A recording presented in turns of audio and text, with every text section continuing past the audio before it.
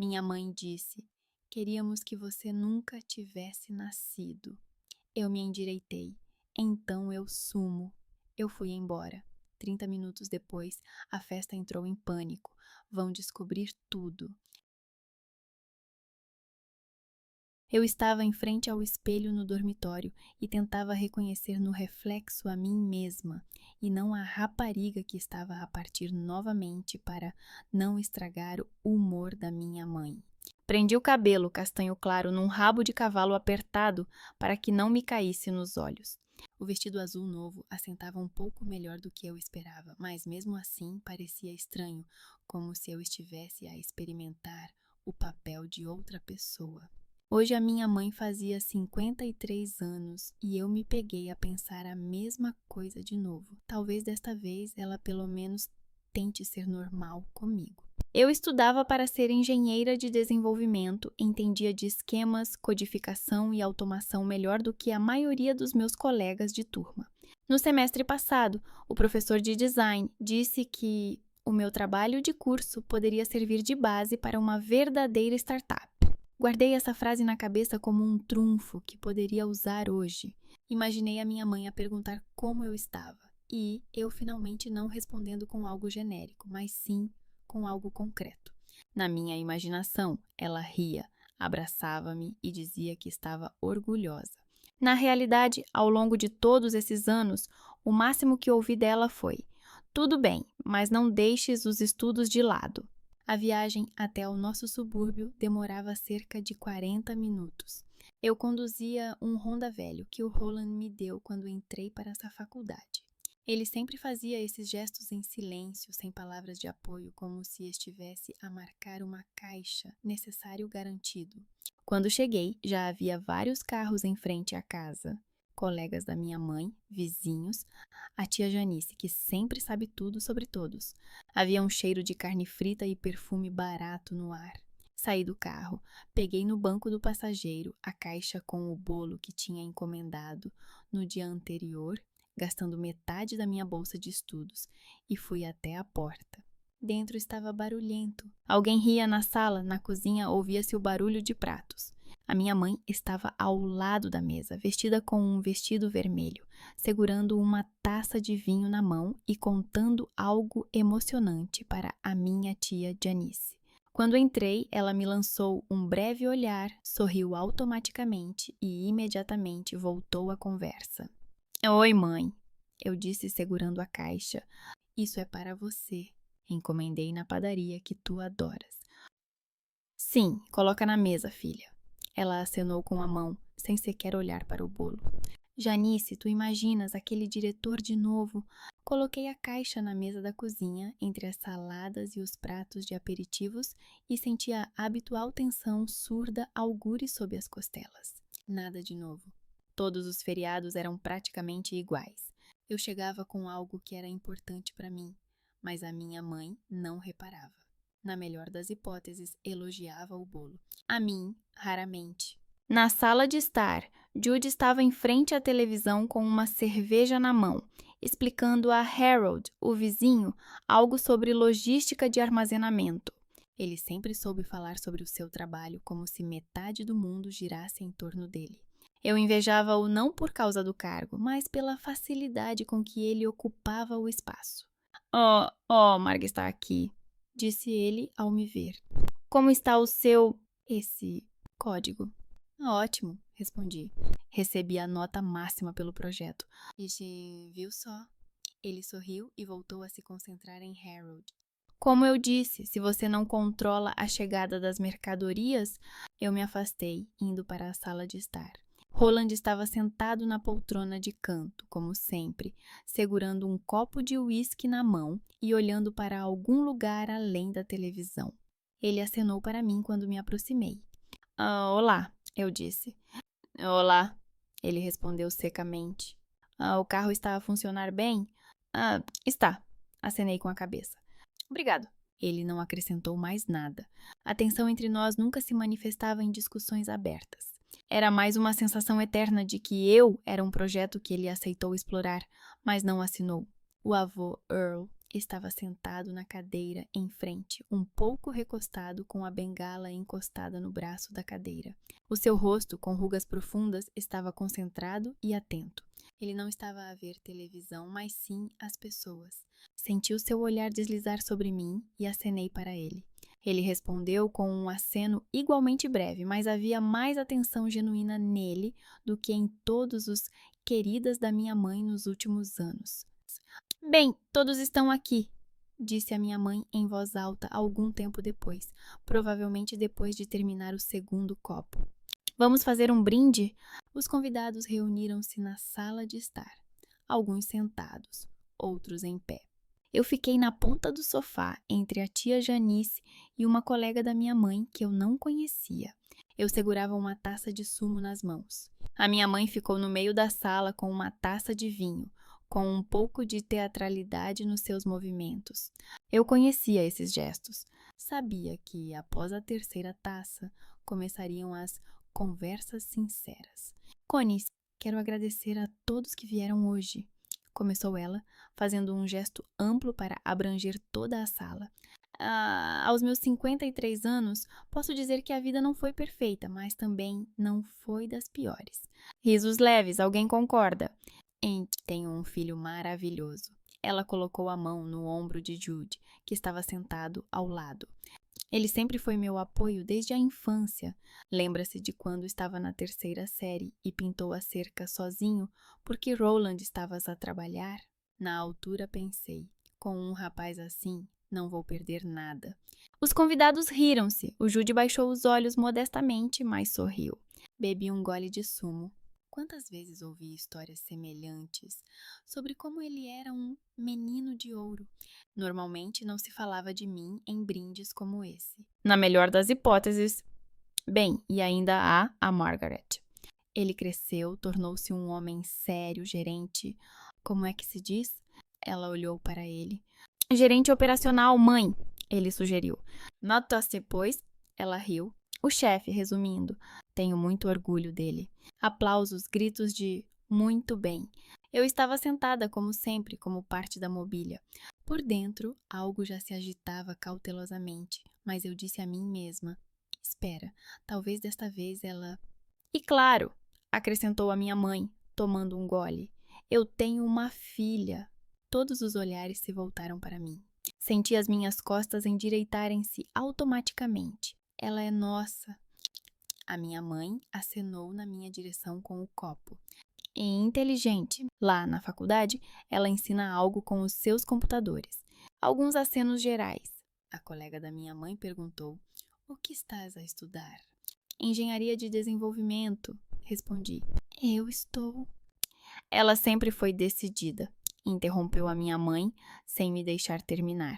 Desde criança. Lembram-se de quando ela se trancou no quarto no ensino médio porque eu disse que não pude ir à festa por causa dela? Ficou ofendida como se eu tivesse estragado a vida dela. Os convidados sorriram educadamente. Fiquei magoada porque me lembrava muito bem daquele dia. Eu tinha 13 anos na altura, estava deitada com febre e vomitava durante a noite numa tigela, enquanto a minha mãe andava pela casa e repetia em voz alta ao telefone. A minha filha adoeceu. Mais uma vez, tudo recai sobre mim. Que vida é esta? À noite, ela disse-me literalmente: por tua causa, estou arrasada. Não posso ir a lado nenhum. Se não fosses tu, teria uma vida normal. E assim, fechei-me no quarto. Não por mágoa, mas por vergonha. A Margaret leva tudo muito a sério, continuou a minha mãe, rindo. Há palavras, piadas, olhares, qualquer coisa. É assim a nossa menina dramática. Senti as minhas mãos suarem.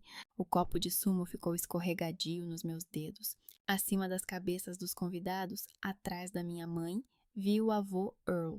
Ele não ria, apenas olhava para ela com os olhos ligeiramente semicerrados. Ela tem boas notas, aliás, interrompeu a tia Janice, lançando-me um breve olhar. Ela faz alguns projetos lá. Faz. Minha mãe deu de ombros. O importante é que ela não desista, como fez com o clube de robótica no ensino médio. Lembra, Margaret? Gastaram tanto dinheiro com aquelas peças. E depois ela se cansou.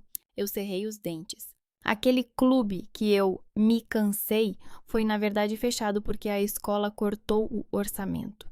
Mas a versão da minha mãe agradava a todos. Não era a primeira noite em que me contavam essas histórias. Não era a primeira piada nem a primeira depreciação. Só que antes eu engolia tudo. Prometia a mim mesma que da próxima vez não viria. Mas depois acabava vindo mesmo assim. Porque a mãe ficaria ofendida, era aniversário, era Natal. Hoje vim para cá com um acordo claro comigo mesma. Se tudo se repetisse, seria a última vez. Repeti isso na minha cabeça durante o caminho, como uma fórmula. Entretanto, a minha mãe já tinha bebido o seu copo e pegou no seguinte. A sua voz ficou mais alta, o riso mais agudo. Ah, sabem, disse ela, levantando o copo mais uma vez. Estou a pensar. Se a vida tivesse sido um pouco diferente, fiquei tensa. Essas frases se raramente terminavam em algo agradável. Ah, se eu não tivesse engravidado tão cedo, continuou ela, talvez tivesse vivido normalmente. Teria viajado, saído com os amigos, experimentado diferentes trabalhos. Mas assim, primeiro Júlia, depois. Ela olhou diretamente para mim. Depois, mais uma surpresa. Alguém deu uma risadinha insegura. Senti um calor. Mãe, chega, disse Judy baixinho, segurando-a pelo cotovelo. O que é chega? Ela puxou o braço. Somos uma família, podemos ser honestos, certo? Ela voltou-se para os convidados. Ah, sinceramente, se vocês soubessem tudo o que eu deixei de fazer por causa dos filhos... Virginia, disse Roland com cautela, mas sem muita convicção. Não comece, ela dispensou. Tu mesmo sempre disseste que os filhos são uma responsabilidade. Ela tomou um gole e, sem tirar os olhos de mim, de repente sorriu de forma um tanto torta. Na verdade, disse ela, para ser sincera, gostaríamos que você nunca tivesse nascido. A frase caiu na sala com o peso de um tijolo. Ninguém riu. Ninguém disse, ouvi alguém pousar um copo na mesa com demasiada força. Parecia que havia um zumbido na minha cabeça, mas todos os sons ficaram cristalinos. O barulho da colher na prato, os suspiros abafados de alguém, o gelo a estalar no copo do Roland. A minha mãe não parecia chocada com as suas próprias palavras. Ela não cobriu a boca com a mão, não corou de vergonha. Ela apenas olhou para mim. De certa forma, até aliviada. Eu fiquei sentada e olhei de volta. Durante anos, houve várias variações do tema por tua causa. Por tua causa não fui, por tua causa estou cansada. Por tua causa não tenho dinheiro. Durante anos pensei, se eu estudasse melhor, fosse mais gentil, mais obediente, talvez ela parasse de repetir isso. Hoje, pela primeira vez, as palavras soaram sem a piada velada, diretamente na cara. Algo clicou dentro de mim. Não foi uma explosão, nem uma chama. Foi mais como uma trava na porta que finalmente foi solta. Coloquei lentamente o copo de sumo na mesa de centro. Senti as minhas costas endireitarem-se. As minhas pernas estavam estranhamente leves e fortes ao mesmo tempo. Está bem, disse eu. A minha voz soou inesperadamente calma. Então vou desaparecer. Ninguém teve tempo de responder. Levantei-me, passei pela minha mãe, que por um momento piscou os olhos, confusa como se não esperasse que as suas palavras tivessem consequências. Passei por Roland, que apertou os lábios, mas não disse nada. Passei pelo meu avô Earl, cujo olhar senti na pele, mas não ousei encontrar os olhos. Na entrada, peguei o meu casaco, a minha bolsa e calcei os sapatos. A porta abriu-se mais facilmente do que o habitual. Saí para a rua e o ar noturno bateu no meu rosto com o seu frescor. Entrei no carro e liguei o motor. Da janela ainda dava para ver a sala de estar, cujas luzes agora pareciam distantes e estranhas. Saí do pátio sem olhar para trás. As minhas mãos seguravam o volante com firmeza, mas sem tensão. A minha cabeça estava tranquila, sem gritos, sem diálogos imaginários, sem "e se eu estiver a exagerar?". Apenas uma estrada reta e vazia à frente dos faróis. Voltei para o dormitório já tarde. Os corredores estavam semi-escuros. A minha colega de quarto tinha saído no fim de semana, então fui recebida pelo silêncio. Joguei a bolsa na cadeira, tirei os sapatos e, em primeiro lugar, desliguei o telefone. O ecrã apagou-se com alívio, como se junto com ele tivesse sido desligado um canal que durante anos transmitia sempre as mesmas palavras. Deitei-me em cima do cobertor, sem me despir, e fiquei a olhar para o teto. Pensei que agora viria a onda, lágrimas, histeria, tudo o que sempre vinha depois das piadas da minha mãe. Mas a onda não veio. Era uma sensação estranha, seca, como se eu estivesse em algum lugar ao lado, olhando para essa minha vida à distância. Depois de algum tempo, não sei quanto, liguei o telemóvel. A tela brilhou com dezenas de notificações. A maioria era do Jude. Abri a última. Margaret, onde estás? Aqui está tudo desmoronado. O avô Earl levantou-se e saiu. Logo a seguir, a Ti pegou no casaco e saiu. Os outros começaram a segui-lo. A tia, os vizinhos, até a colega da minha mãe. A minha mãe grita que era uma piada. O meu pai está pálido como uma parede. Todos estão em choque. A festa acabou. Atende o telefone. Li essa mensagem várias vezes. O avô foi-se embora. Não disse nada, simplesmente levantou-se e foi-se embora. E todos os outros, atrás dele. Uma imagem surgiu na minha cabeça. A minha mãe, no meio de uma sala de estar quase vazia, com um copo na mão, finalmente sozinha com as suas próprias palavras. Coloquei o telefone na mesinha de cabeceira e deitei-me novamente, colocando as mãos sob a cabeça. Não havia triunfo, alegria ou vingança dentro de mim. Havia uma confiança silenciosa, estranha para mim até então. O que aconteceu não foi culpa minha. Não quebrei nada que já não estivesse rachado há anos. E talvez pela primeira vez na vida, a ideia de eu desaparecer não me pareceu uma ameaça ou um gesto de desespero, mas um plano real que eu realmente poderia executar. O telefone transformou-se num ser vivo que se contorce a algures por perto, mas ao qual eu não me aproximo. Ele vibrou no primeiro dia, no segundo, no terceiro. Coloquei-o com o ecrã virado para baixo numa gaveta da secretária e aprendi a não sobressaltar-me com a vibração, como antes sobressaltava com o Margaret, da minha mãe, do outro lado da casa. De manhã, eu ia às aulas. Resolvia problemas de mecânica, escrevia código. À noite, olhava para as linhas de fórmulas, agarrando-me a elas como se fossem algo que fizesse sentido. Nas equações não existe por tua causa. Lá tudo é honesto. Se te enganaste, o resultado simplesmente não bate certo. No quarto dia, esqueci-me de desligar o som. O telefone vibrou, o ecrã brilhou. Dezenas de chamadas perdidas. Mãe, casa, Jude. E no topo, um novo nome. Belinda. Posso ir aí? Dizia a mensagem. Da minha mãe, ordens. Do Jude, acusações. Da Belinda, perguntas. Ela sempre se destacava um pouco do tom geral da família. Vem, escrevi, surpreendida por não ter adiado isso para depois. Ela apareceu à noite de calças de ganga e camisola com o símbolo da ambulância. O cabelo preso num coque desleixado, umas sombras leves sob os olhos, mas no olhar, a habitual sobriedade de alguém que ao telefone tira os outros do pânico. Baptiste, olá, estrela da engenharia, disse ela, entrando no quarto. Posso sentar-me ou os lugares aqui são reservados com antecedência? Senta-te. Eu me afastei na cama. Temos uma arquitetura aberta.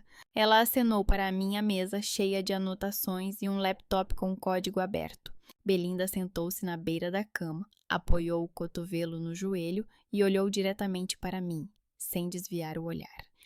Eu ouvi a versão para adultos da tia Janice, disse ela, mas quero ouvir a sua. Como foi para ti? E não, pobre Virginia brigou com a filha. Eu contei, sem embelezamentos, como se escreve em relatórios. A chegada, os brindes, as piadas da minha mãe, a frase sobre como eles gostariam que eu não tivesse nascido, a minha resposta, a minha saída. Talvez eu tenha entendido mal. A certa altura percebi que estava a falar com uma voz quase calma, como se tivesse ensaiado há muito tempo. Ela não se enganou, concluí. Apenas disse em voz alta o que sempre esteve nas entrelinhas. Belinda não me interrompeu. Apenas uma vez ela praguejou baixinho quando eu mencionei a surpresa. E o que sentiste quando saíste de casa? Perguntou ela. Eu pensei. Alívio, respondi honestamente. Durante anos prometi a mim mesma: se isso acontecer de novo, eu vou embora. Mas sempre encontrava uma desculpa para não ir. Aniversário, Natal. O avô ficara triste.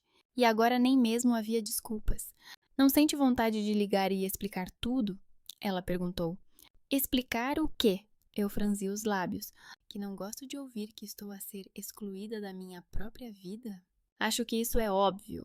Ela suspirou, esfregou um pouco o nariz, como se estivesse se preparando para uma ligação difícil no trabalho. Tudo bem, disse ela. Então é a minha vez de dizer algo que você não vai gostar. Fiquei tensa. Sabes que o Roland não é o teu pai biológico? Perguntou ela calmamente. Por um segundo, olhei para ela sem entender as palavras. Era como se alguém tivesse mudado o idioma nas configurações. Mas o que significa não biológico? Perguntei, embora entendesse perfeitamente o que significava. No sentido literal, respondeu ela. Ele criou-te, mas foi outro que te gerou. O ar na sala ficou repentinamente pesado. Eu sentia cada respiração. Como você sabe disso? Essa minha voz soou estranha. Não são boatos de família, disse ela. Eu vi tudo quase desde o início. Eu tinha 12 anos na época. Virginia engravidou de você, já tendo um caso. Roland descobriu e foi embora.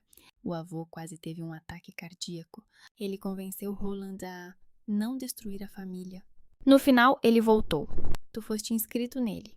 Mas uma coisa como a traição não se apaga com uma borracha. Ela simplesmente fica gravada em todos. As palavras se encaixavam uma após a outra, como elementos dolorosos, mas lógicos, de uma equação.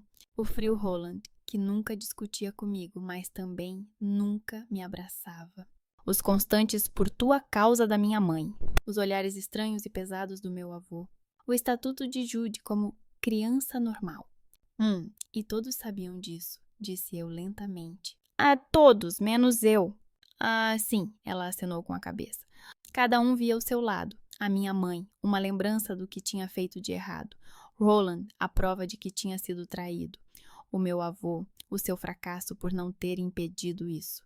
O mais conveniente era fingir que o problema era você. Porque você é menor, mais quieta e sempre tenta ser boa. Senti uma onda familiar subir no meu peito, não de lágrimas, mas de raiva dirigida não apenas à minha mãe. Que esquema bonito, eu disse baixinho. Pegar uma pessoa viva e transformá-la num alvo para todas as decisões erradas. Não é um esquema, ela deu de ombros. É o que os adultos fazem quando não querem lidar com a própria merda. Fiquei sentada em silêncio, enquanto a sensação do choque inicial passava um pouco e os meus pensamentos começavam a se concentrar. E agora?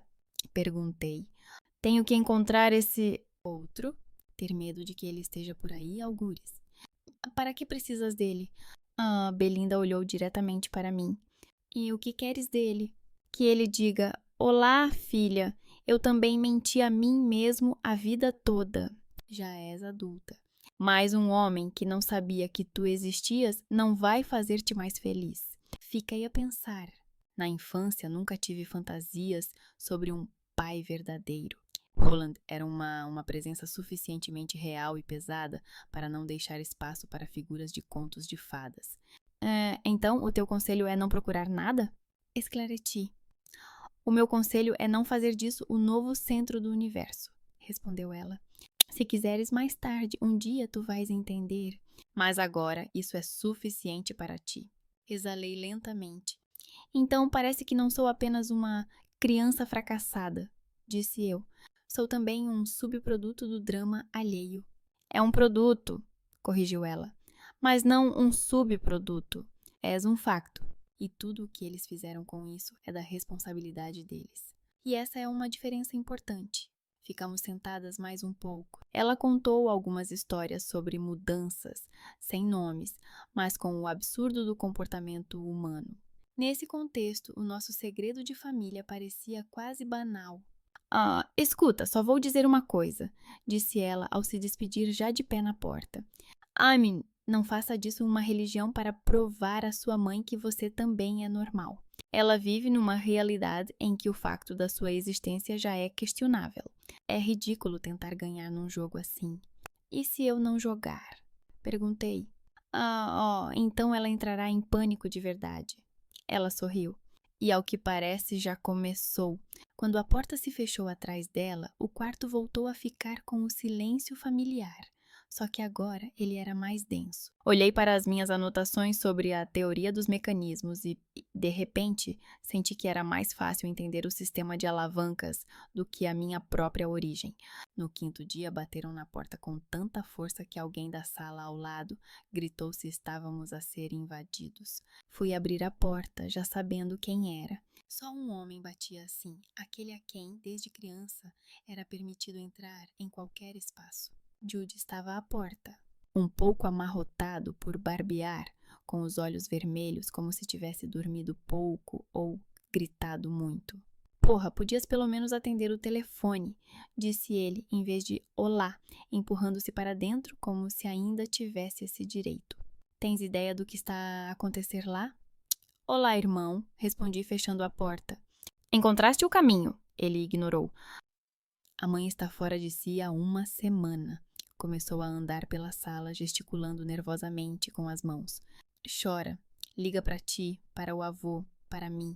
O Roland fica calado como um peixe. O avô fala com ela de forma seca, deu-lhe menos dinheiro. Ela está histérica, diz que foste tu que estragaste tudo. Claro, concordei. E quem mais poderia ser? O vento? A gravidade? Não brinques. Ele parou à minha frente. Tu pegaste e foste embora, na frente de todos, no aniversário dela. Tu entendes como isso pareceu? Bastante honesto, respondi.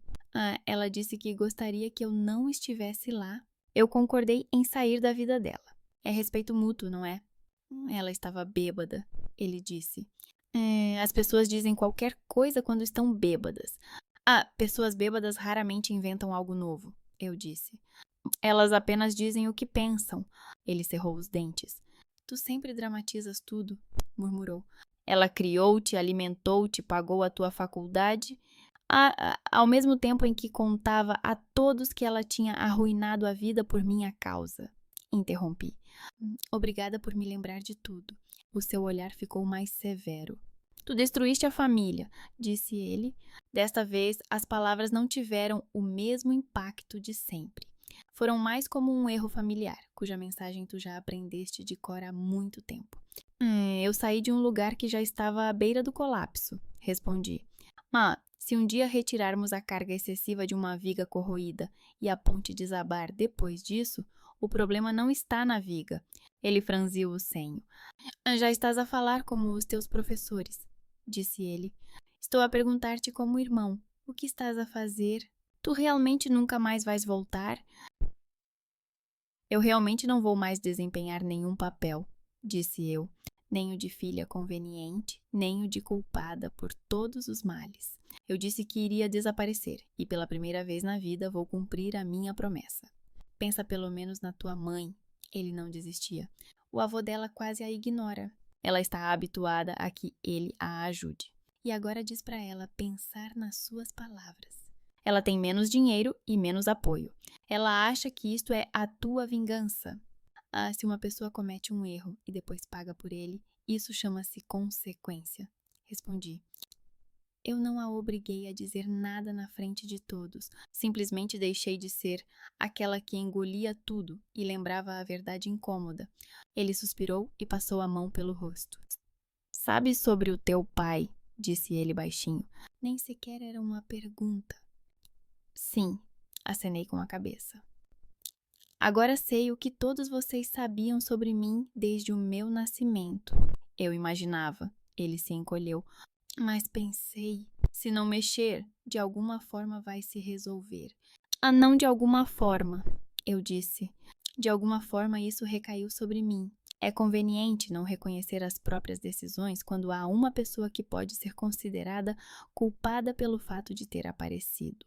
Ele ficou em silêncio, olhou pela janela, onde se via o edifício cinzento do bloco vizinho. Então, disse ele finalmente, vais procurar o outro? Não, respondi. Ele não me deve nada, nem eu a ele. Então, o que planeias fazer? Ele parecia confuso. Estudar, trabalhar, pagar pelo meu próprio alojamento. Enumerei. Não esperar até que a minha mãe decida se hoje estou boa ou desnecessária. Isso já é muito. Pela primeira vez vi algo mudar nos seus olhos, como se ele tivesse percebido de repente que eu não tinha medo das minhas próprias palavras. Ela não vai parar, ele finalmente disse. Ela virá aqui. Ela fará uma cena. Tu a conheces? Eu sei, confirmei. Aine, a questão é se vou dar a ela esse palco. Ele foi até a porta e parou com a mão na maçaneta. Não estou a dizer que não tens o direito de ficar zangada, murmurou. Só que não sei o que vai acontecer se vocês duas se enfrentarem. Veremos, disse eu. Ou talvez não veremos. Isso também é uma possibilidade. Ele saiu, a porta bateu. Fiquei sozinha na sala.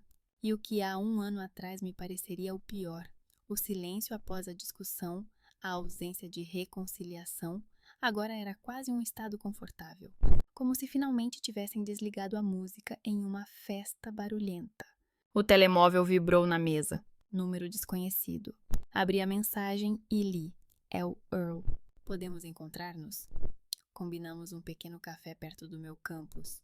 Cheguei mais cedo e sentei-me perto da janela, apertando a chávena de chá quente com tanta força que os ossos dos meus dedos ficaram brancos. Era estranho ficar nervosa por causa de um encontro com uma pessoa que me carregava nos braços quando eu era pequena e me ensinou a distinguir uma chave inglesa de uma chave de fenda. Earl chegou pontualmente, sem o hábito dos mais velhos de se atrasarem, porque já não me importo. Casaco escuro, bengala velha, mas polida até brilhar, camisa impecável.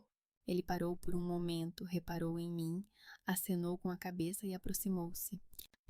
Olá, Marg, disse ele sentando-se à minha frente. A voz um pouco rouca, mas segura. Emagreceste. Olá, avô, respondi.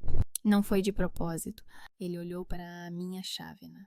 Você está a beber chá? Ele ergueu uma sobrancelha. Alguém na sua família bebe café normal? Você, lembrei-lhe. Que bom! Ele acenou com a cabeça. Passe-me o menu. Fizemos o pedido, e só quando o empregado se afastou, o silêncio entre nós tornou-se palpável. Ele girou o pacote de açúcar nas mãos, mas não o abriu. Eu vi tudo, ele começou. Naquela festa, eu fiquei em silêncio, esperando. Não é o primeiro ano que vejo como ela... Ele torceu a boca, procurando a palavra certa. Como ela se comporta contigo. Mas naquela noite ela ultrapassou os limites. Não só os teus. Os meus também. Por alguma razão, essas palavras me atingiram mais do que eu esperava. Os meus limites. É sempre mais fácil acreditar nos limites dos outros do que nos nossos. Eu sou culpada por ter nascido? Perguntei baixinho, surpreendida com a franqueza da pergunta. Ele sorriu com o canto dos lábios. Não havia nenhum traço de ironia nesse sorriso. As pessoas são culpadas pelo que fazem, respondeu ele. E não pelo facto de terem vindo ao mundo. Tu és a pessoa menos responsável por todo este espetáculo. A minha mãe pensa o contrário, resmunguei. A tua mãe pensa muitas coisas, suspirou ele. Ela sabe fazer-se de vítima melhor do que reconhecer os seus erros. Tu viste isso todos estes anos. Apertei a chávena com mais força. Por que é que ninguém nunca disse nada? Perguntei. Sobre o facto de eu não ser dele. Sobre o facto de que tudo isso não era por eu ser má, mas por causa das decisões deles. Earl olhou pela janela, onde estudantes com mochilas passavam pela cafetaria, riam e fumavam. Porque somos covardes, disse ele finalmente. Porque era mais fácil deixá-la culpar-te do que passar por aquele escândalo novamente. Não me orgulho disso, se é isso que estás a perguntar. Tu também sabias desde o início, constatei. Eu sabia o que ela tinha feito, ele assentiu. Eu era contra. Gritei, discuti, até coloquei as malas dela na porta. Depois vi como ela chorava, como tu nascias, e decidi que era melhor para a criança crescer numa família mais ou menos completa do que nessa confusão. Decidi por todos. Também é bonito, não é? Na sua voz apareceu a mesma ironia, que sempre me fazia sentir um pouco melhor. Então não a apoias? Perguntei. Depois da frase dela, quero dizer. Levantei-me e fui embora, lembrou ele. Foi a forma mais ruidosa que consegui aos meus anos. Ela entendeu isso. Por isso agora corre como se estivesse ferida. O empregado trouxe-lhe café. Earl jogou um pacote de açúcar nele, mexeu, olhou para mim através do vapor. Não vim aqui para convencê-la a voltar, disse ele. Pode respirar. Sou velho, mas não tão burro assim. Senti os ombros relaxarem um pouco. Só queria dizer uma coisa, continuou ele. O que ela disse é imperdoável. Eu entendo, sussurrei, e de repente senti um nó na garganta. Mas, acrescentou ele, ela continua a ser minha filha, e não posso simplesmente riscá-la da minha vida. Posso ser frio, posso dar menos dinheiro, posso dizer que ela exagerou. Já fiz isso. Mas virar completamente as costas. Ele encolheu os ombros. Isso está além das minhas capacidades. Também não sou santo. Eu acenei com a cabeça. Era estranho ouvir um sincero não posso, em vez do habitual tens de compreender. É por isso que estou aqui, concluiu ele. Só queria que soubesses que alguém de nós te vê. Não como um problema, não como um erro, como uma pessoa. As lágrimas surgiram repentinamente, como água em um cano que é sacudido por muito tempo. Desviei o olhar, pisquei, mas uma delas escapou e caiu sobre a mesa. Eu a enxuguei automaticamente com a manga. Um pouco tarde, não acha? Tentei brincar, mas minha voz falhou traidoramente. Antes tarde do que nunca, respondeu ele calmamente. A minha geração tem dificuldade em ver as coisas. Ele enfiou a mão no bolso interior do casaco, tirou uma nota dobrada ao meio e colocou-a na mesa, empurrando-a na minha direção. Toma, disse ele, para as suas despesas. E não finja que não precisa de dinheiro. Pelo menos uma vez quero ser útil, em vez de apenas sentar na cadeira de autoridade moral. Não posso! O reflexo agiu mais rápido do que o pensamento. Pode sim, ele interrompeu. Não é suborno, nem pagamento por lealdade. Não me deves nada. Só que agora preciso menos de dinheiro do que tu. Olhei para o envelope e depois para ele. Passou-me pela cabeça como a minha mãe contava a todos que o pai a ajudava, porque ela era uma mulher que carregava tudo sozinha. Eu nunca fiz parte dessa imagem. O envelope sobre a mesa parecia um pedaço de outra realidade. Tudo bem, disse baixinho. Obrigada. Essa é a reação correta. Ele assentiu. Quando alguém faz algo normal por ti, basta dizer obrigada, sem milmas. Ficamos sentados mais um pouco. Ele perguntou sobre os meus estudos, por que precisávamos de tanta matemática e por que eu tinha aceitado um projeto em que era preciso trabalhar com uma oficina real. Quando saímos do café, ele contornou-me e abriu a porta à minha frente, como sempre fazia quando eu era pequena. Lembre-se, disse ele ao se despedir, segurando a bengala na mão. Você pode não atender o telefone. Isso também é uma resposta. Eu o observei caminhar lentamente pela alameda e, em determinado momento, percebi que estava chorando alto. Pela primeira vez em todas essas semanas. Não por impotência, mas porque alguém finalmente me disse as palavras que eu esperava, sem sequer perceber. Depois do encontro, ficou mais silencioso. Por dentro, não por fora. Por fora, o barulho aumentou. As chamadas da minha mãe não pararam, mas mudaram. Se nos primeiros dias eram apenas onde estás e precisamos de conversar, agora começaram a surgir mensagens. Eu exagerei, mas tu também não estás certa. Tu me fizeste parecer um monstro diante de todos. O avô agora quase não fala comigo. Era isso que tu querias? Eu não respondi. Ao sair da aula, uma colega de turma me abordou. Uma mulher estava esperando por ti na entrada, disse ela. Ela gritava ao telefone, xingava e depois foi embora. Por acaso não era tua mãe? Eu nem me surpreendi. No dia seguinte, ela voltou com certeza. Eu estava voltando do laboratório quando ouvi uma voz familiar e tensa no corredor do dormitório. Ela é minha filha. Tenho o direito de falar com ela. Não vai me dar ordens. O porteiro do primeiro andar, obviamente, tentou detê-la, mas a minha mãe sempre soube passar por qualquer proibido a entrada a estranhos. Alguns minutos depois, ela já estava no corredor do nosso andar Eu via a sua silhueta na janela da porta. Os olhos brilhantes, nas mãos uma bolsa e um telemóvel que ela segurava como uma arma. Ah, Margaret! A voz dela ecoou por todo o corredor. Abre a porta! Eu sei que estás aí. Eu parei no meio do quarto. A vizinha levantou as sobrancelhas e tirou os fones de ouvido. Quem é? Sussurrou ela, embora a resposta fosse óbvia. Não me aproximei da porta. Fiquei parada, ouvindo minha mãe bater com o punho na porta de madeira. Por sua causa, agora estou com um monte de problemas, gritava ela. Está feliz? O meu avô cortou a minha ajuda, diz que eu tenho que pensar no meu comportamento. Tenho um empréstimo, o telhado está de a pingar, o meu carro está a avariar. Você tem noção do que me meteu? Senti a familiar sensação de culpa a surgir novamente. Mas agora, ao lado dele, surgiu outra voz. Ela é adulta. Os empréstimos dela são decisão dela. Agarrei-me a essa voz como se fosse uma tábua de salvação. Ela não vai abrir. Ouvi a voz de um dos vizinhos atrás da porta. Talvez seja melhor ligar para ela. Ela tem que sair. Minha mãe interrompeu todos. Ela é minha filha. Ela não tem o direito de me tratar assim. E você tem? Pensei baixinho, mas não disse nada em voz alta.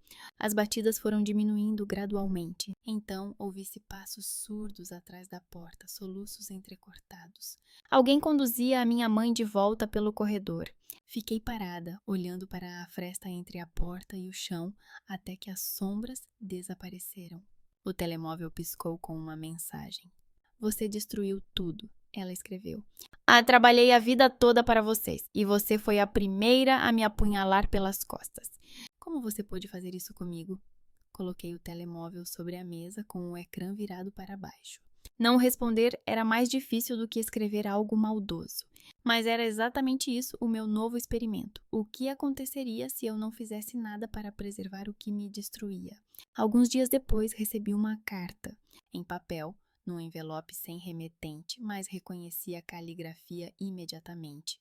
Roland escrevia sempre da mesma forma, em letras maiúsculas, como se estivesse a preencher um formulário. Margaret, não sei discutir isso pessoalmente, por isso estou a escrever.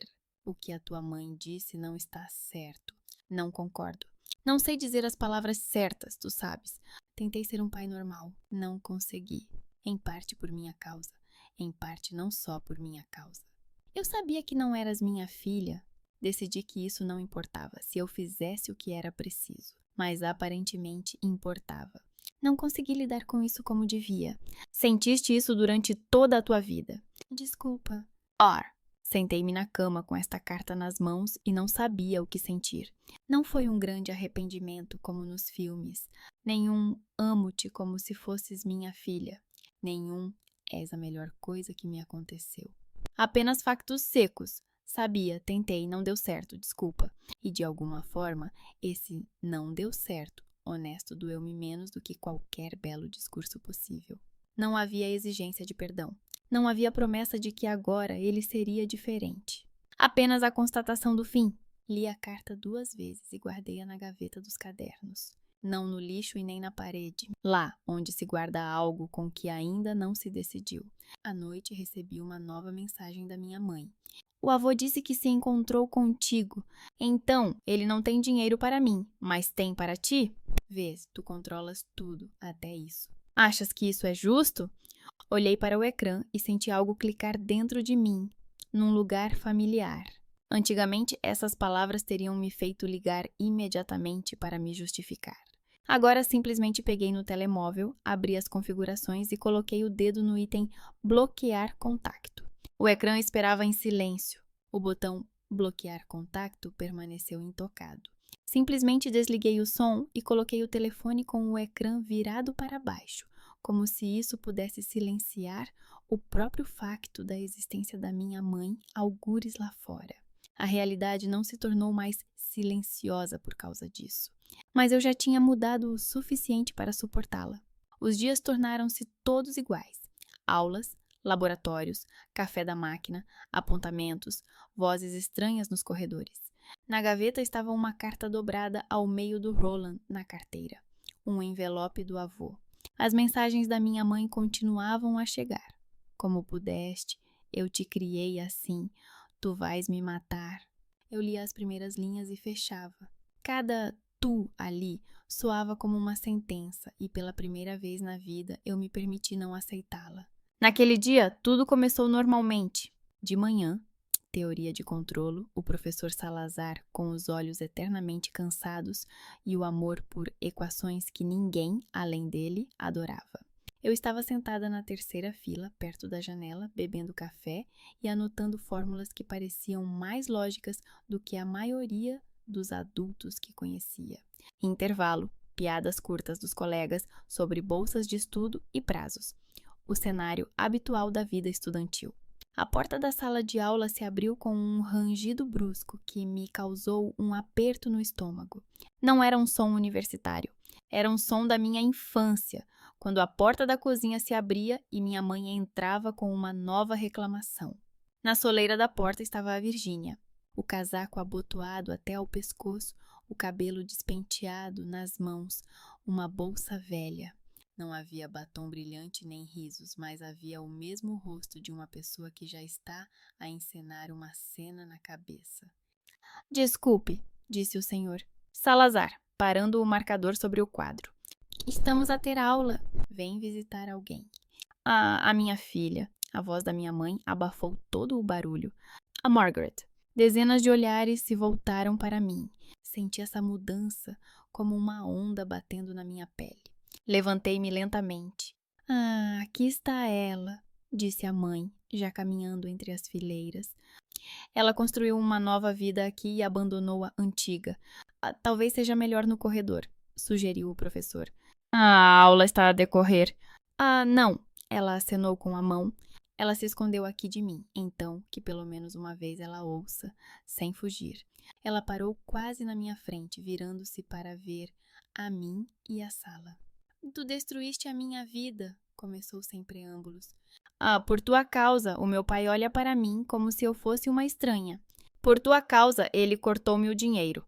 Por tua causa, não sei como vou pagar o empréstimo. Tu fizeste-me passar por um monstro diante de toda a família e diante dele. Ela acenou com a cabeça para o professor, como se ele representasse todo o sistema educacional. Estás feliz? Em uma situação semelhante, eu teria afundado no chão, de vergonha por ela, por mim mesma, pelo fato de minha vida privada agora estar sendo exposta ao público. Em vez disso, por dentro, eu me sentia estranhamente limpa e fria, como se alguém tivesse finalmente limpado a janela na minha cabeça. Mãe, eu disse calmamente, este não é o lugar. E onde é o lugar? Ela aproximou-se. Não atendes o telefone, não respondes às mensagens, fugiste de casa, disseste ao teu avô que eu sou uma tirana. Já não sei onde te encontrar. Talvez eu deva ir ao teu trabalho, quando o encontrares. Com o canto do olho, vi a minha colega de turma baixar discretamente o telemóvel com o ecrã virado para baixo. Alguém sussurrou, uau. Outra pessoa ficou paralisada com a caneta no ar. O que disseste na festa? Eu soltei uma frase. Não foi por raiva, nem por brincadeira. Foi o que pensaste todos estes anos. Eu estava bêbada, ela exclamou. As pessoas dizem bobagens quando estão nesse estado. Bobagens são confundir nomes, respondi. E não formular o principal sonho da vida. Ela riu abruptamente, sem alegria. Ouçam-na, disse ela perante a plateia. Ela sempre distorce tudo. Eu a criei, alimentei, carreguei nas costas e agora ela me dá lições de moral. É fácil falar quando você está sentada aqui, estudando, com o seu próprio mundo. Quem te trouxe para cá? Eu. Quem trabalhou quando estavas doente? Eu. E agora, por causa de uma frase minha, tu me descartas. Tu me descartaste durante anos, eu disse. Na frente dos convidados, nos brindes, nas tuas piadas. Eu simplesmente fui embora uma vez e realmente não voltei. São coisas diferentes. O senhor... Salazar ficou constrangido, mas não sabia como intervir. A sala de aula se transformou em um auditório, embora ninguém tivesse pago pelo ingresso. O avô agora gasta dinheiro com você, não é? Ela não parava. E ele diz-me: Virginia, pense em si mesma. Ele nunca falou assim comigo. Antes de você arranjar esse espetáculo, você tirou tudo de mim: o respeito do meu pai, a ajuda, a paz. Quer que eu caia de joelhos? Não, respondi. Quero que finalmente veja que não sou a culpada por todas as decisões que tomou antes de eu nascer. Ela engoliu em seco, como se tivesse levado um golpe. És minha filha, disse ela já menos alto, mas com firmeza. Tenho o direito de exigir de ti, pelo menos algum respeito. Não podes simplesmente ir embora. Filhos não fazem isso. Ah, filhos não, disse eu. Adultos podem. Ela deu um passo em minha direção, a mão ligeiramente levantada, como se fosse me abraçar. Ah, tu és minha, sussurrou ela. Não importa o que eu diga, não importa o quanto eu me irrite, tu és minha. Eu recuei um passo. Ah, todos estes anos você quis me expulsar, disse ela. Não da casa, da sua própria justificação. Você me odeia pelo que você mesma fez. Você me despreza porque eu sou uma lembrança. Você disse várias vezes que sem mim a sua vida seria mais fácil. Na festa você simplesmente disse isso com toda a honestidade. Então diga, olhei nos seus olhos, você realmente quer me ter de volta ou apenas a sua reputação? Perante o avô, perante os vizinhos, perante todos que viram aquela cena? Ela ficou em silêncio. As lágrimas nos olhos apareceram tão rapidamente que pareciam quase artificiais. Ela começou, mas as palavras se confundiram. Nesse momento, a senhora Rogers, a guarda do campus, apareceu na porta. A sua figura cruzou a soleira como um sinal de pare. Senhora, disse ela com firmeza, não pode ficar aqui. Está a atrapalhar a aula. Ela é minha filha, repetiu a minha mãe, agarrando-se a isso como se fosse uma senha que lhe desse o direito de violar qualquer regra. A sua filha é maior de idade, respondeu secamente a segurança, e tem o direito de estudar sem cenas públicas. Se não sair por vontade própria, eu a acompanho. O rosto da minha mãe refletiu o que sempre refletia, uma mistura de indignação e medo de parecer ridícula. Antigamente, nessas ocasiões, eu corria para salvá-la, assumia a culpa, amenizava a situação, fazia piadas. Agora eu ficava parada e em silêncio. Ainda vai se arrepender, disse ela mais baixinho, mas de forma que todos ouvissem. Quando estiver mal, quando ficar sozinha, vai lembrar-se de ter afastado a única pessoa que realmente a amava. Um amor que vive dizendo que seria melhor se eu não existisse, respondi. Não é algo pelo qual valha a pena correr. Se algum dia eu me arrepender, será minha responsabilidade. Não será sua vitória. A senhora, Rogers cuidadosamente a segurou pelo cotovelo. A minha mãe estremeceu, mas não resistiu. Ao sair, ela olhou para trás mais uma vez. Para mim, para a audiência, para a professora. Havia tanta coisa misturada naquele olhar que me recusei a tentar decifrar. A porta fechou-se. Por hoje é tudo, disse finalmente o senhor. Salazar, olhando para mim e para a turma. Continuaremos na próxima aula. Alguns colegas aproximaram-se de mim. Se precisar de alguma coisa, disse um deles inseguro. Café, sugeriu outra. Ou apenas sentar. Eu estou bem, respondi. E pela primeira vez essa frase não era uma máscara, mas quase uma constatação. Vou apenas para casa. O dormitório estava silencioso. Deitei-me na cama, sem tirar a roupa, e fiquei a olhar para o teto. Dentro de mim havia barulho, mas era um barulho diferente do anterior. Menos vergonha, mais vazio, no qual algo novo ainda estava por se formar. O telefone ficou em silêncio por muito tempo. Cheguei mesmo a decidir que desta vez ela estava ocupada consigo mesma ou que o orgulho não lhe permitia escrever. Quando já escurecera lá fora, o ecrã acendeu-se. Não sei o que dizer. Talvez tivesses razão. Rele essas palavras várias vezes. Não, desculpa. Não, eu estava errada. Não, eu amo-te. Mas também não tu destruíste-me. Pela primeira vez no texto dela, eu não era um monstro, uma devedora ou uma pessoa egoísta. Apenas uma pessoa que talvez vê a situação com um pouco mais de precisão. Coloquei o telefone na mesinha de cabeceira e apaguei a luz. Pela primeira vez em muito tempo, fui dormir sem pensar numa resposta. Deixei-a em branco. Nem sim, nem não. Apenas uma pausa.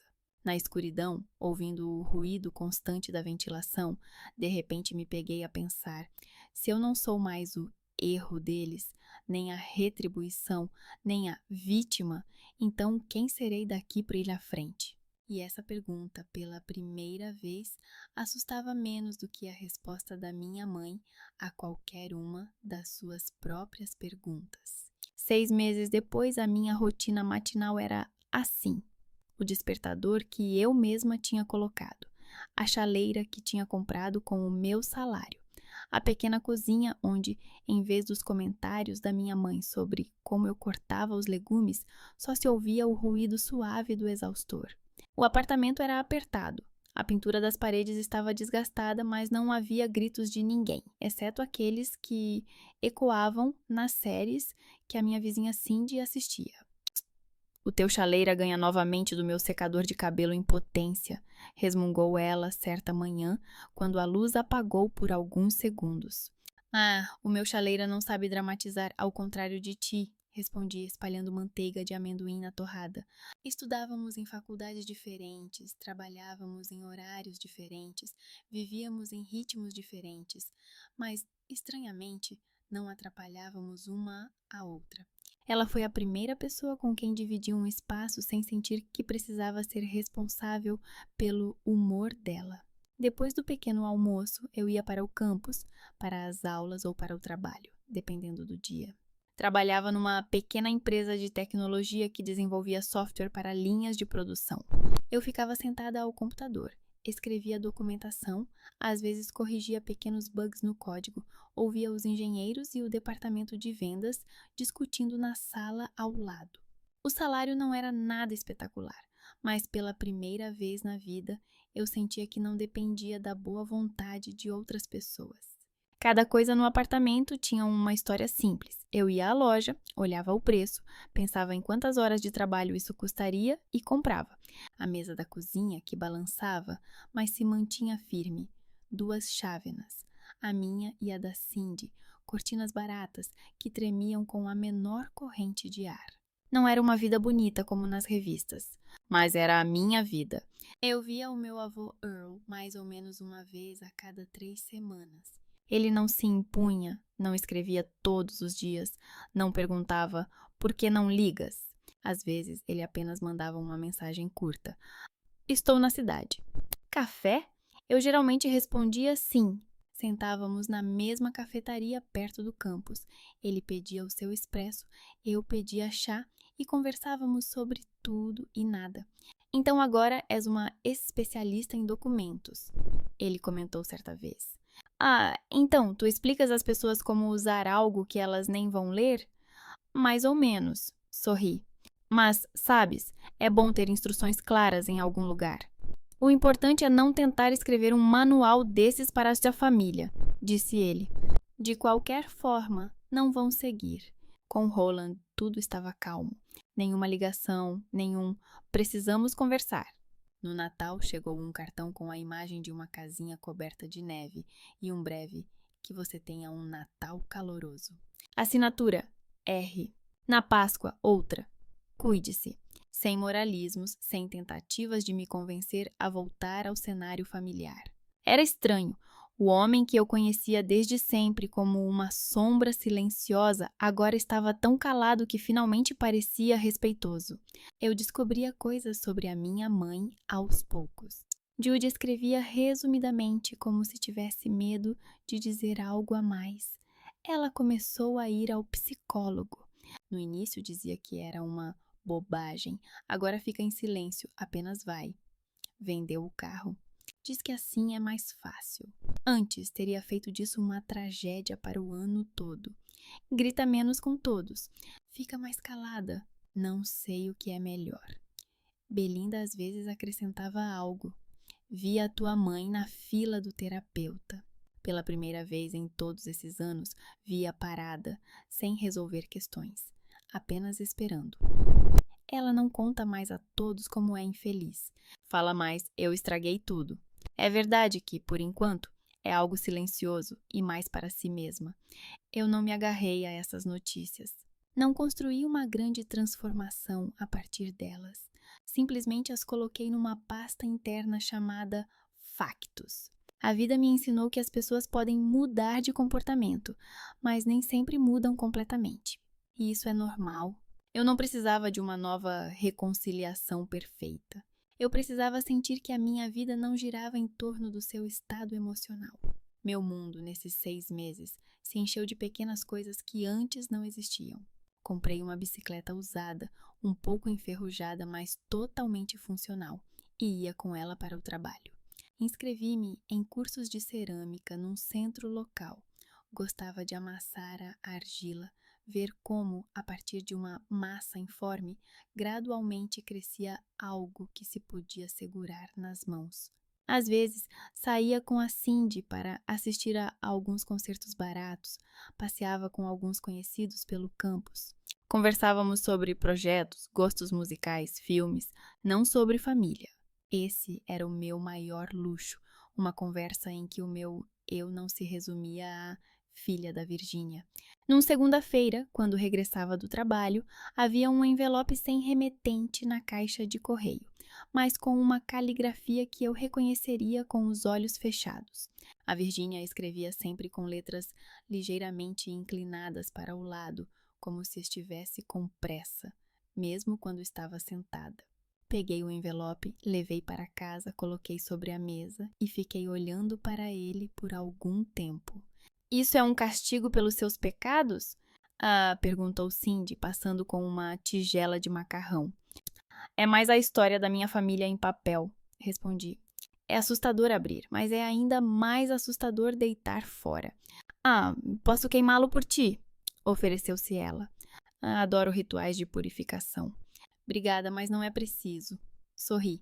Só abri o envelope algumas horas depois.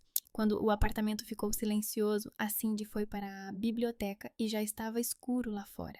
Dentro havia várias páginas escritas com uma caligrafia pequena e invulgarmente uniforme. A minha mãe parece ter se esforçado muito. Margaret. Pensei muito se deveria escrever. Tens todo o direito de deitar fora esta carta sem ler. Se o fizeres, não ficarei a saber e, sinceramente, talvez seja melhor assim para ti. Mas vou escrever na mesma, porque preciso de dizer algo sem gritar, pelo menos uma vez. Fiz muitas coisas ruins. Quando digo fiz, quero dizer que não foi ninguém que me obrigou. Não foi. Aconteceu assim. Fui eu. Traí Roland. Não disse a verdade nem a ele nem a ti. Deixei o avô encobrir isso porque tinha medo de perder tudo. Decidi que assim seria mais fácil. Depois, durante anos, vivi com o facto de tu me lembrares dessa decisão e, em vez de lidar com a minha vergonha, jogava-a em ti. Eu dizia coisas que não se podem dizer a uma criança, mesmo a uma criança adulta, especialmente no dia do aniversário, especialmente na frente de todos. O facto de eu estar bêbada não é desculpa. O álcool apenas tirou os freios, mas não mudou o pensamento. O pensamento já estava lá antes. Na terapia, sim, eu vou lá, podes rir. Disseram-me uma coisa simples: uma criança não pode ser culpada pelo que os pais fazem um com o outro. Isso é tão óbvio que chega a ser ridículo. E eu vivi como se tivesses vindo pessoalmente e destruído a minha vida. Não sei o que fazer agora. Não posso voltar ao passado e retirar as palavras. Não posso obrigar-te a esquecer. E provavelmente não tenho o direito de pedir perdão. Nem tenho a certeza de que vou mudar como deveria. Há apenas 6 meses que tento não gritar com todos à minha volta e dizer eu fiz, em vez de fizeram-me. Para mim, isso já é como saltar do telhado. Escrevo porque quero que saibas. Agora vejo que não tens culpa. Não tens culpa por eu ter traído. Não é culpada por Roland não ter conseguido aceitar-te como família. Não é culpada por o avô agora olhar para mim de forma diferente. Não é culpada por eu não saber falar de outra forma, a não ser através de ataques. Tens todo o direito de não me ter na tua vida. Viver, estudar, trabalhar, construir as tuas relações sem mim. Não estou a escrever para que voltes. Estou a escrever para que Se algum dia pensares que podias ter feito algo diferente, possas descartar esse pensamento. Não tinhas que fazer nada a não ser salvar-te. Se algum dia estiveres pronta para nos vermos, gostaria apenas de sentar-me contigo. Sem cenas, sem brindes, sem convidados. Eu irei sozinha. Serei sozinha. Se não me escreveres, isso também será uma resposta. Estou muito envergonhada. Perdoa-me. A tua mãe, Virgínia. Terminei de ler e fiquei sentada por muito tempo com a carta nas mãos. Esperava sentir ódio ou alívio. Na verdade, o sentimento era mais complexo. Algo entre cansaço e um calor silencioso e cauteloso, que ainda tinha medo de se manifestar completamente. Essa carta não apagava o que tinha acontecido. Não a transformava em outra pessoa. Mas pela primeira vez, em vez de acusações, havia um reconhecimento. Guardei a carta na minha bolsa. Não na gaveta, como a carta do Roland, nem na caixa, como as velhas fotos de família. Na bolsa que eu carregava todos os dias. Como se não quisesse adiar a decisão por muito tempo, mas também não conseguisse tomá-la imediatamente. Nos dias seguintes, vivi como sempre. Trabalho, aulas, café, argila no torno de oleiro. A carta simplesmente estava comigo. Lia mais uma vez no autocarro lotado, mais uma vez no intervalo entre as aulas, mais uma vez antes de dormir. Cada vez outras frases chamavam a minha atenção. Eu joguei a vergonha em ti. Não precisavas de fazer nada. Não tenho a certeza se vou mudar. Na última frase, a honestidade doía ainda mais do que qualquer promessa. Parece que andas com uma bomba na mala, disse a Cindy ao ver-me atirar o envelope pela 100ª vez. Ela não vai fugir? Se fugir, respondi, será da minha cabeça. Várias vezes digitei no telefone, não estou pronta, talvez mais tarde. Li tudo, mas não quero encontrar-me. Apagava tão rapidamente quanto digitava. Finalmente, uma noite, quando eu estava sentada à mesa e a chuva caía uniformemente no vidro da janela, meus dedos escreveram: Tudo bem, podemos nos encontrar? Não há café perto do campus. No sábado, às 12 horas. A mensagem foi enviada. O ecrã brilhou por um instante mais do que o habitual. O meu peito ficou subitamente tranquilo. Sem triunfo, sem pânico. Apenas um facto. Acabara de marcar um encontro com a mulher que outrora disse que era melhor eu não existir. E com a mulher que agora escreveu que a culpa era dela. E tudo isto, a mesma pessoa. No sábado, cheguei ao café um pouco mais cedo. A neve já tinha derretido, mas o frio ainda persistia, por isso lá dentro cheirava a casacos molhados e café. Escolhi a mesma mesa perto da janela, onde outrora me sentei com o meu avô. Pedi um chá, coloquei o telemóvel na mesa e a carta ao lado, dobrada ao meio. Olhava para a porta de entrada e apercebia-me de que não estava a tentar antecipar o resultado do encontro na minha cabeça. Não consigo imaginar como ela entrará, o que dirá, se chorará. Não preparo respostas.